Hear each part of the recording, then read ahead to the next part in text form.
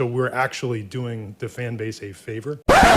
By missing the playoffs? So there are some things that Jerry Dipoto said at the press conference of the Mariners for the end of season thing, and after seeing it, I think Mariner fans should really be concerned. Now, before I get into this and explain why exactly you all should be concerned, I'm getting very close to 800 subscribers.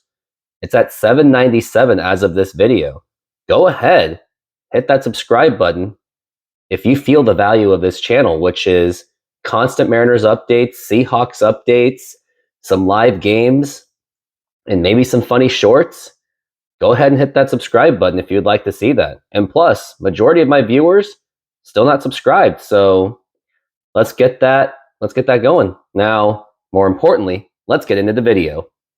So it was the press conference yesterday where Jerry Dipoto, Mariners president, Justin Hollander, Mariners GM, which not many people even know that still. I remember I was shocked when I found out about it last year. And of course, Scott Service, the manager. But what really got the attention was some really bizarre things that Jerry Dipoto said, that's something that I wouldn't have even thought of. And some of them, I know that some would say, it's a press conference. What do you expect? He doesn't want to he doesn't want to pull all of his cards out. But sometimes maybe you could just read the behavior and read what he's going to do just by the things he says, because I know that there's the whole thing of actions speak louder than words. But what about the fact that, what about impressions? Setting the impression, setting the behaviors. So let's get into it. So the first bizarre thing that I noticed was when Jerry Dipoto was asked on the Mariners front office, the owner, John Stanton, being very stingy about his spending, which he does have a history of doing. And I remember when I thought he bought the team, he couldn't have been any worse than the guys who ran it before. Was Howard Lincoln, Chuck Armstrong, Kevin Mather, when this team was run by Nintendo. But it looks like John Stanton's not much different. And by the way, Howard Lincoln and former CEO John Ellis of the 1990s, he is still from the team. They're still on. John Ellis and Howard Lincoln are still within the Mariners organization as board members. So that has me really nervous about it, because they were very incompetent fools. But here's the first thing that seemed to get people's attention. First, he said, the narrative has been that we're pushing the patience of a fan base or of our support. We've turned this around in about 2.5 years. And we have now been a contending club for the last 3 years, made it to a postseason.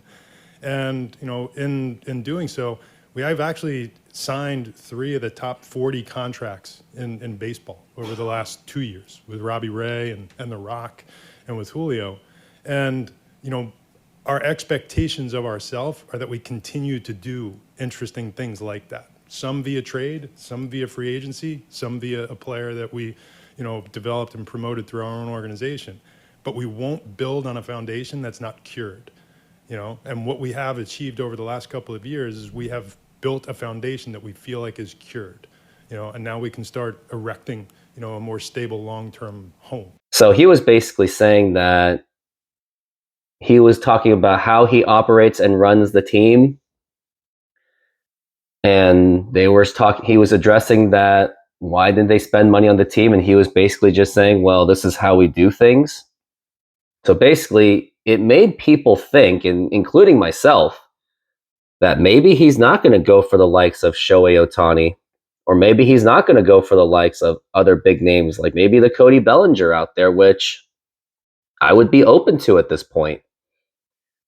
But maybe that's not such of a big deal, because you never want to reveal exactly what you're doing. And I remember the last time, before the 2018 season, there was a lot of desire within this organization to get Shohei Ohtani. It may have turned him away, which is kind of embarrassing, because the Mariners have a long history of attracting Japanese players, including Ichiro, Kazuhiro Sasaki. And somehow they messed that up. But This one I was thinking, it's like, what do you really expect? Like, Jerry Dipoto knows what to expect. He knows that this team doesn't really be given the green light to spend whatever they are to spend. Like, they are, I mean, they have spent before, like Robbie Ray, Julio Rodriguez, Luis Castillo, and who was the other ones? I think those are the only few that they've really given like big extensions or contracts to. But the problem is Robbie Ray is injured, and he even stated that he may not even be back until after the All-Star break. And honestly, I would be surprised if he even makes it back by that time, which leads me to think that the Mariners, they really should invest in getting a starter, because I am not sold on Brian Wu being the starter for the Mariners or Bryce Miller.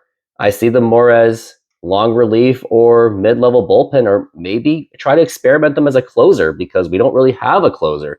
Andres Munoz and Matt Brash are more of middle to setup guys, but I don't really see them being closers, because whenever they close the game, sometimes it was sometimes like heart attack kind of, maybe like Jose Mesa feels or Bobby Ayala kind of feelings. Granted that those two are easily more talented than them, but when it comes to up here, they do just about the same. Now, the other comment that really seemed to get people really concerned, and I think this one also had me a little bit nervous, where Jerry Dipoto was asked if he felt that the leadership was lacking, and here's exactly what he said. I would refute that. Our clubhouse is awesome.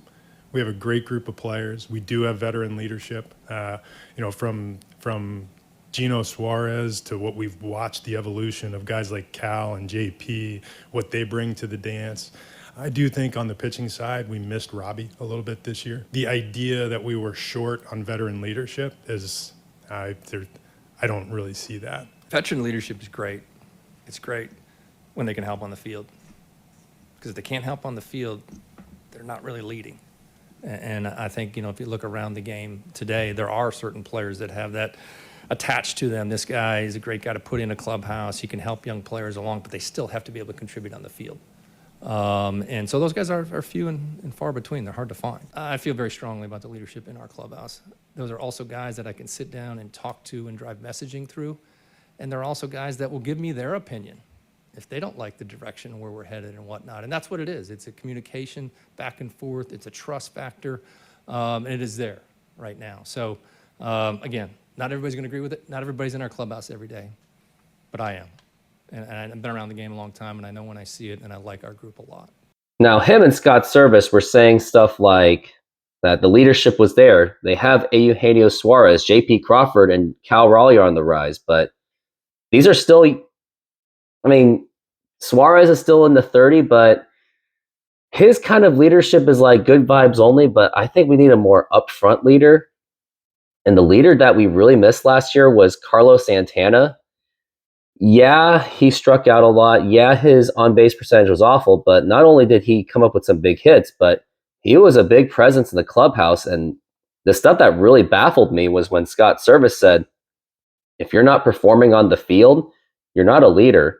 But there have been players out there that they don't necessarily do big contributions on the field, or they don't play most of the time, but sometimes that leadership presence is what you need. And not only to be a good leader, Service seemed to ignore the fact that, and it really kind of showed his ego and arrogance that he thinks he can run the show. But if Service was really good at his job, he should have gotten the Mariners to the playoffs at least one more or two more times. He should have gotten them to the playoffs in 2016 easily, because he had a good run differential, had a good core. And he should have gotten them into the playoffs in 2021 and even 2020 in the pandemic year, because they had multiple playoff spots and they somehow still couldn't squeak into it. So I had a huge disagreement with Scott Service and Jerry Dipoto saying something that they don't need leaders. They do absolutely need leaders. Now, this was the comment that really got me baffled, and that I really think that fans and myself really should be concerned. Now take a look at this one. If you go back and you look in a decade, those teams that win 54% of the time always wind up in the postseason, and they more often than not wind up in World Series. So there's your bigger picture process. Nobody wants to hear the goal this year is we're going to win 54% of the time, because sometimes 54% is some. One year you're going to win 60%, another year you're going to win 50%. It's whatever it is, but over time, that type of mindset gets you there. If what you're doing is focusing year to year on what do we have to do to win the World Series this year, you might be one of the teams that's laying in the mud and can't get up for another decade. So we're actually doing the fan base a favor and asking for their patience to win the World Series while we continue to build a sustainably good. That kind of comment, it was just very arrogant. I did not like what he said about saying that we're doing a fan base a favor. Like, seems like you just weren't reading the crowd, or you just don't know the fan base. I'm sure that you didn't really mean to say that. No, I think he really did. But I think that's just to show that it's kind of comes off as ignorant when he's saying stuff like that. Doing the fan base a favor, like you were still a part of a pretty good amount of years of the Mariners not making the playoffs since 2001. You kind of got lucky the year before. But let's not remember that us fans, including myself, we have seen a team close to a World Series. I was old enough to see the team close to the World Series back in 2000, at least 2001 when they won 116 games. I don't remember much of 1995 because I was really young, but I still remember my family being excited about it when we were watching it on that small tube TV. I still remember at least the cheering. I still remember at least Griffey being tackled. And we want those memories again. And the only thing we got out of last year was winning a wild card series and not the division. But we haven't really seen anything else. And I also think about the younger generation where most of them, they didn't even see the playoffs. Some of them lived their entire childhoods without a playoff appearance. Some that grew up to go to college never got to see the playoffs. And the kids right now, they don't even know what playoff right now really is. So everything's kind of new to them. So it's kind of a mixture of how everyone feels in a collective way, that fans like me and people are older, we haven't seen much success in a long time. Younger generation, they don't know what winning really is. Now, I know everyone's going to say that it's just a press conference, but take a look at this comment from the Cubs GM. See, those are comments that I think was more appropriate, that he was taking accountability on himself. And I know that actions speak louder than words, but sometimes you can get an impression on what they're going to do based on what they're saying. Hence why there's interviews for your job. You want to set the good impression at least. And sometimes managers can tell when they're interviewing you if you're really full of you know what, or if you're really up for it.